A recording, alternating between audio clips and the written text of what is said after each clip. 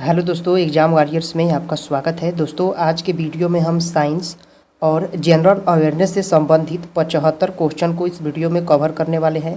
दोस्तों, यह बिहार एसएससी का प्रैक्टिस सेट नंबर 28 है। अगर आपने इससे पहले वाला प्रैक्टिस सेट नहीं देखा है तो प्लेलिस्ट में जाकर देख सकते हैं। तो वीडियो के लास्ट तक बने रहिए। तो चलिए वीडियो को शुरू करते हैं। सबसे पहला प्रश्न है, धोवन सोडा जिसे वॉशिंग सोडा भी कहा जाता है का रासायनिक नाम क्या है? आंसर है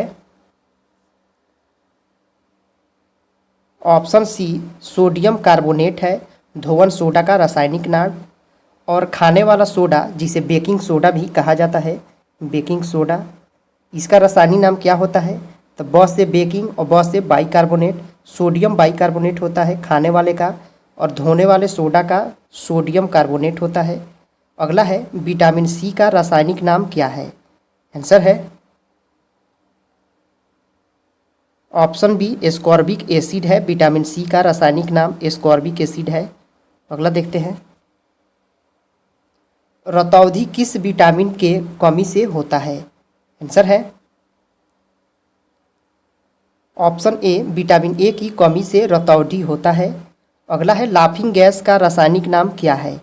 आंसर है ऑप्शन ए, नाइट्रस ऑक्साइड होता है लाफिंग गैस का रासायनिक नाम। अगला है, प्लास्टर ऑफ पेरिस, यहाँ पर रह होगा, प्लास्टर ऑफ पेरिस का रासायनिक सूत्र है? आंसर है option C, CaSO4 into half H2O होता है प्लास्टर ऑफ पेरिस का सूत्र। अगला है, विटामिन सी का सबसे अच्छा स्रोत क्या है? आंसर है ऑप्शन सी, आंवला होता है विटामिन सी का सबसे अच्छा स्रोत आंवला होता है। अगला है, बेरी बेरी रोग किस विटामिन की कमी के कारण होता है? आंसर है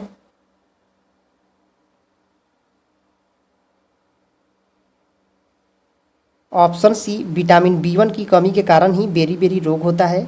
अगला है, वसा में घुलनशील विटामिन है? आंसर है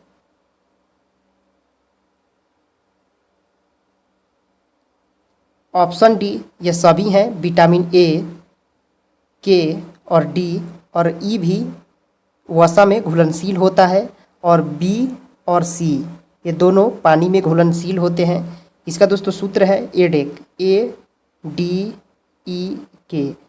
ये चारों वसा में घुलनशील होते हैं, और बचे बी और सी विटामिन यह पानी में घुलनशील होते हैं।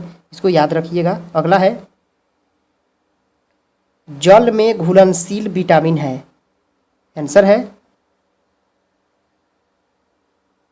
ऑप्शन सी, देखिए यहाँ पर विटामिन बी और विटामिन सी, और वसा में घुलनशील कौन होते हैं? एडेक, ADEK एडेक होते हैं, यह वसा में घुलनशील होते हैं। और विटामिन बी और सी यह जल में घुलनशील होते हैं।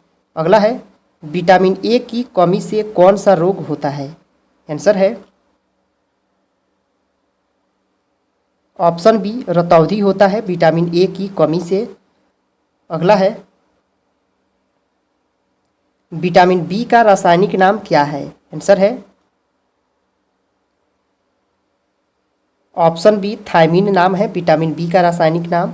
अगला है, विटामिन ए का रासायनिक नाम क्या है? आंसर है ऑप्शन ए, रेटिनॉल है विटामिन ए का रासायनिक नाम रेटिनॉल है। अगला है, बेकिंग सोडा खाने वाला सोडा का रासायनिक नाम क्या है? दोस्तों, ब से बेकिंग और ब से बाइकार्बोनेट। आंसर हो जाएगा option B, sodium bicarbonate baking soda का रासायनिक नाम होता है। अगला है, बिना बूझा चूना का रासायनिक सूत्र है? आंसर है option D, CaO calcium oxide होता है बिना बूझा हुआ चूना का सूत्र। अगला है, शुष्क बर्फ कहा जाता है? आंसर है ऑप्शन ए, ठोस कार्बन डाइऑक्साइड को शुष्क बर्फ कहा जाता है। अगला है, आंसू गैस यानी आंसू गैस का रासायनिक है? आंसर है ऑप्शन सी क्लोरो एसिटोफिनॉन नाम होता है आंसू गैस का। CCl3 होता है आंसू गैस का सूत्र। अगला है स्कर्वी रोग किस विटामिन के कमी के कारण होता है? आंसर है ऑप्शन सी या विटामिन सी के कमी के कारण ही स्कर्वी रोग होता है। अगला है विटामिन डी का सर्वोत्तम स्रोत क्या है? आंसर है ऑप्शन सी सूर्य का प्रकाश होता है विटामिन डी का सर्वोत्तम स्रोत। अगला है विटामिन B7 का रासायनिक नाम क्या है? आंसर है ऑप्शन बी बायोटीन होता है विटामिन B7 का रासायनिक नाम। अगला है जिप्सम का रासायनिक सूत्र है? आंसर है ऑप्शन बी CaSO4 × 2H2O होता है। अगला है नपुंसकता या बाध्यता किस विटामिन के कमी के कारण होता है? आंसर है ऑप्शन सी विटामिन ई के कमी के कारण ही नपुंसकता या फिर बाध्यता रोग हो जाता है। अगला है विरंजक चूर्ण का रासायनिक नाम क्या है? ये दोस्तों सारे प्रश्न बहुत ही ज़्यादा बार एग्जाम में रिपीट हुए हैं, सभी को याद रखिएगा। तो विरंजक चूर्ण का रासायनिक नाम क्या है? आंसर है ऑप्शन डी ब्लीचिंग पाउडर होता है विरंजक चूर्ण का रासायनिक नाम। अगला है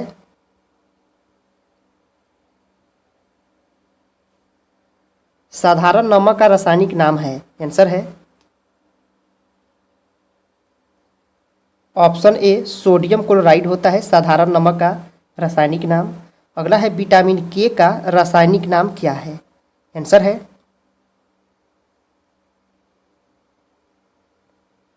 ऑप्शन बी फिलोक्विनोन होता है विटामिन के का रासायनिक नाम फिलोक्विनोन होता है। अगला है मार्स गैस किसे कहा जाता है? आंसर है ऑप्शन ए मीथेन को कहा जाता है मार्स गैस। अब दोस्तों चलते हैं जनरल अवेयरनेस के प्रश्नों को देखते हैं। दोस्तों जनरल अवेयरनेस में सबसे ज़्यादा भारत के संविधान से प्रश्नों को शामिल किया है जिससे आपका रिवीजन अच्छा तरह से हो सके। पहला है भारत का अंतिम अंग्रेज वायसराय कौन था? आंसर है ऑप्शन बी लॉर्ड माउंटबेटन है भारत का अंतिम अंग्रेज वायसराय लॉर्ड माउंटबेटन है। अगला है भारत के संविधान को तैयार करने के लिए कुल कितनी समितियों का गठन किया गया था? आंसर है ऑप्शन डी 13 समितियों का गठन किया गया था। दोस्तों इसमें संविधान से ज़्यादा प्रश्नों को शामिल किया गया है जो आपके बिहार SSC के सिलेबस में भी दिया गया है। इससे आपको सारे प्रश्नों को रिवाइज करना आसान हो जाएगा। अगला है प्रारूप समिति में कुल कितने सदस्य थे? आंसर है ऑप्शन ए 7 थे। प्रारूप समिति में सदस्य की संख्या कितनी थी? 7 थी। अगला है समान नागरिक संहिता लागू करने वाला एकमात्र राज्य कौन है? आंसर है ऑप्शन सी गोवा है। यह समान नागरिक संहिता लागू करने वाला एकमात्र राज्य है। अगला है नागरिकों के लिए एक समान सिविल संहिता किस अनुच्छेद में है? आंसर है ऑप्शन डी अनुच्छेद 44 में है। दोस्तों एक समान है, समान दिया हुआ है तो 4 हो जाएगा, इसको आप याद रखिएगा। अनुच्छेद 44 में होता है समान नागरिक संहिता और कानून के द्वारा समान न्याय दिलाना यह अनुच्छेद 14 में होता है। दोस्तों इसमें भी 4 है और इसमें भी 1 है तो इसको याद रखिएगा। अगला है सूचना के अधिकार का विधेयक कब पारित किया गया? आंसर है ऑप्शन सी 2005 ईस्वी में सूचना के अधिकार को पारित किया गया था। अगला है राज्यपाल को शपथ ग्रहण कौन करवाता है? आंसर है ऑप्शन डी, उच्च न्यायालय का मुख्य न्यायाधीश राज्यपाल को शपथ ग्रहण करवाता है। हिंदी को राजभाषा के रूप में मान्यता कब मिली? आंसर है ऑप्शन बी, 1949 ईस्वी में मिली थी हिंदी को राजभाषा के रूप में मान्यता। अगला है, संयुक्त राष्ट्र संघ की कार्यकारी भाषा क्या है? आंसर है ऑप्शन डी, फ्रेंच एवं अंग्रेजी है। संयुक्त राष्ट्र संघ की कार्यकारी भाषा है फ्रेंच और अंग्रेजी। अगला है, यूएनओ की वर्तमान सदस्य संख्या कितनी है? आंसर है ऑप्शन सी, 193 है यूएनओ की वर्तमान सदस्य की संख्या। अगला है, यूएनओ का 193वां सदस्य कौन बना है?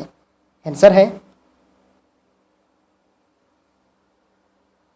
ऑप्शन बी, दक्षिणी सूडान 193वां सदस्य बना है यूएनओ का। अगला है, यूएनओ के सुरक्षा परिषद में अस्थायी सदस्यों की संख्या कितनी है? आंसर है ऑप्शन ए, 5 है। यूएनओ के सुरक्षा परिषद में अस्थायी सदस्य 5 है और अस्थायी सदस्य कितने हैं? 10 हैं। अगला है, संयुक्त राष्ट्र संघ का वह अंग कौन है जो विश्व शांति के लिए उत्तरदायी है? आंसर है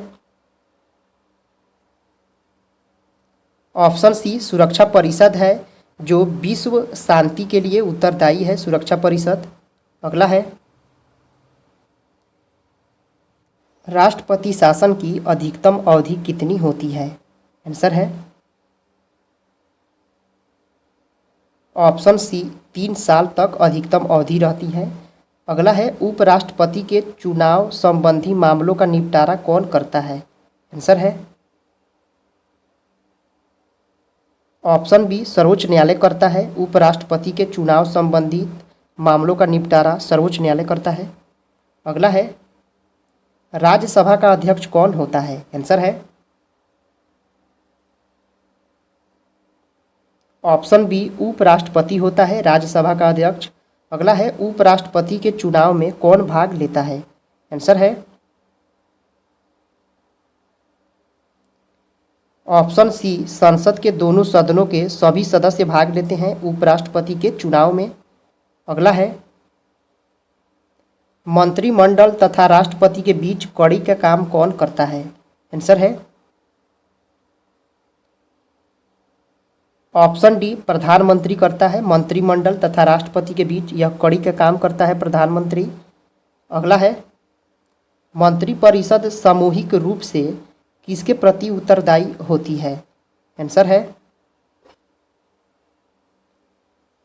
ऑप्शन ए, लोकसभा के प्रति मंत्रिपरिषद सामूहिक रूप से उत्तरदायी होती है।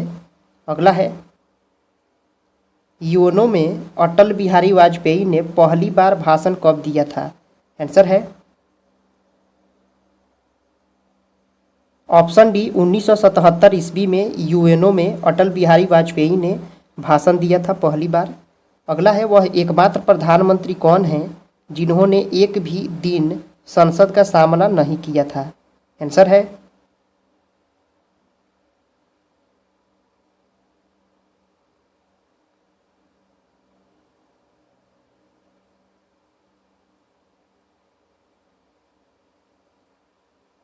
अगला है, एकमात्र प्रधानमंत्री कौन हैं जिन्होंने एक भी दिन संसद का सामना नहीं किया था? आंसर है ऑप्शन सी, चौधरी चरण सिंह थे। इन्होंने संसद का एक दिन भी सामना नहीं किया था। अगला है, राज्यसभा का गठन कब हुआ था? आंसर है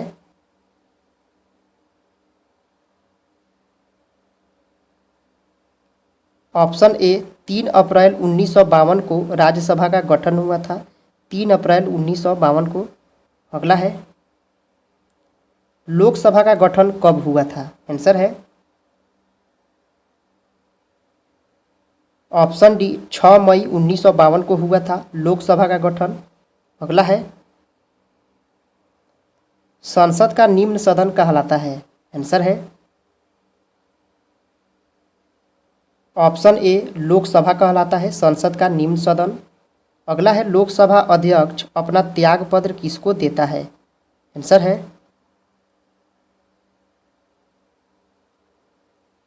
ऑप्शन डी, लोकसभा के उपाध्यक्ष को लोकसभा अध्यक्ष अपना त्यागपत्र देता है। अगला है राज्यसभा के सदस्यों का कार्यकाल कितने वर्षों का होता है? आंसर है ऑप्शन डी, 6 वर्षों का होता है राज्यसभा के सदस्यों का कार्यकाल। अगला है लोकसभा के सदस्यों का कार्यकाल कितने वर्ष का होता है? आंसर है ऑप्शन सी, लोकसभा के सदस्य का कार्यकाल 5 वर्ष का होता है और राज्यसभा के सदस्य का कार्यकाल 6 वर्ष का होता है। अगला है लोकसभा के कार्यवाही चलाने के लिए कुल संख्या का कितना भाग उपस्थित होना अनिवार्य है? आंसर है ऑप्शन डी, 1/10 भाग उपस्थित होना अनिवार्य है लोकसभा के कार्यवाही चलाने के लिए। अगला है प्रथम लोकसभा अध्यक्ष कौन थे? आंसर है ऑप्शन ए, जीवी मावलंकर थे प्रथम लोकसभा अध्यक्ष। अगला है राज्यसभा के कितने सदस्य प्रति 2 वर्ष पश्चात सेवानिवृत्त हो जाते हैं? आंसर है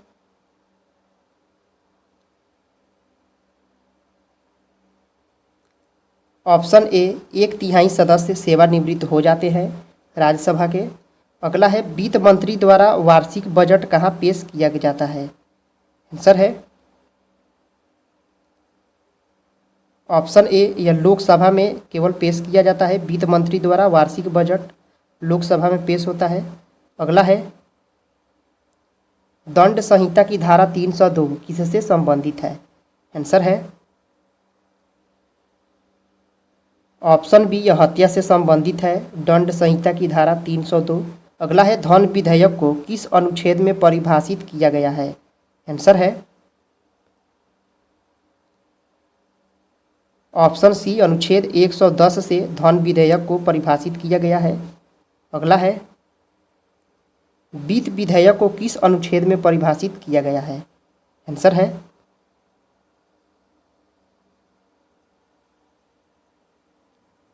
ऑप्शन बी, अनुच्छेद 112 में वित्त विधेयक को परिभाषित किया गया है।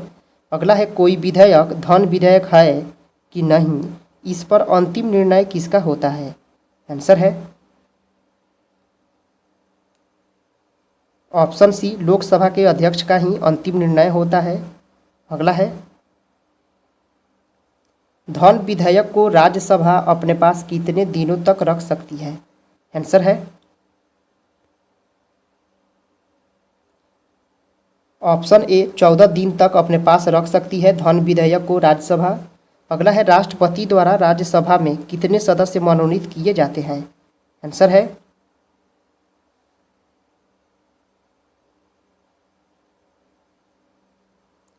ऑप्शन बी, 12 सदस्य मनोनीत किए जाते थे।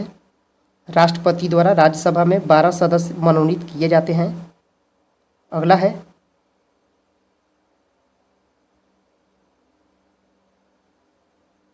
समुद्र की दूरियां किसके द्वारा मापी जाती है? आंसर है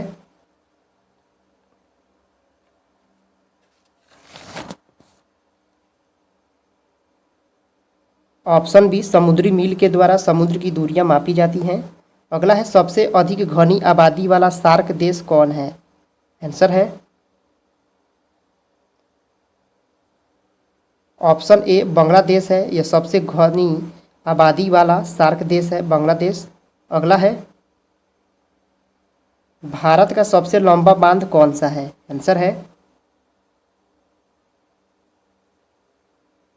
ऑप्शन सी, हीराकुंड है। यह भारत का सबसे लंबा बांध है हीराकुंड।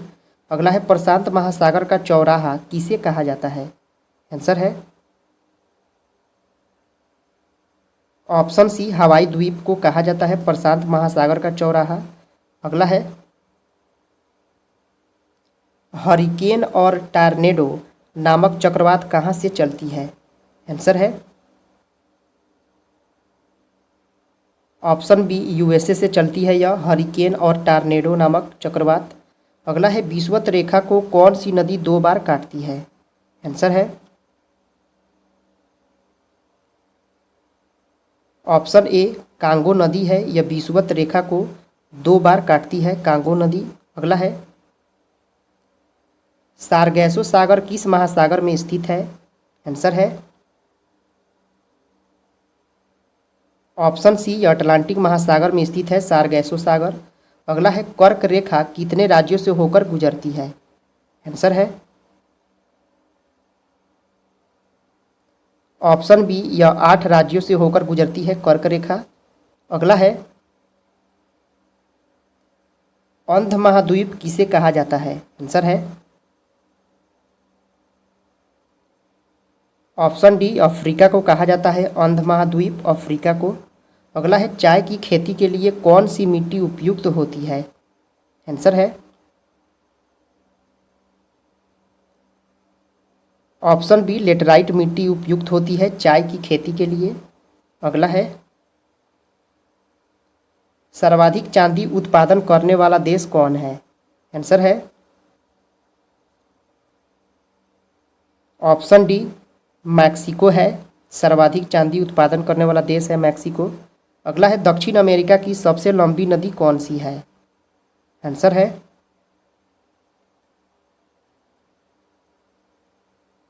ऑप्शन ए अमेजन है, दक्षिण अमेरिका की यह सबसे लंबी नदी है अमेजन। अगला है राजीव गांधी राष्ट्रीय उद्यान किस राज्य में अवस्थित है? आंसर है ऑप्शन बी यह राजस्थान में अवस्थित है राजीव गांधी राष्ट्रीय उद्यान। दोस्तों यह वीडियो यहीं पे समाप्त होता है। अगर आपने इसे पहले वाला प्रैक्टिस सेट नहीं देखा है तो प्लेलिस्ट में जाकर देख सकते हैं। दोस्तों आपको यह वीडियो कैसा लगा कमेंट करके ज़रूर बताएं। पसंद आया तो लाइक करें, सब्सक्राइब करें। फिर मिलते हैं अगले वीडियो में। जय हिंद दोस्तों।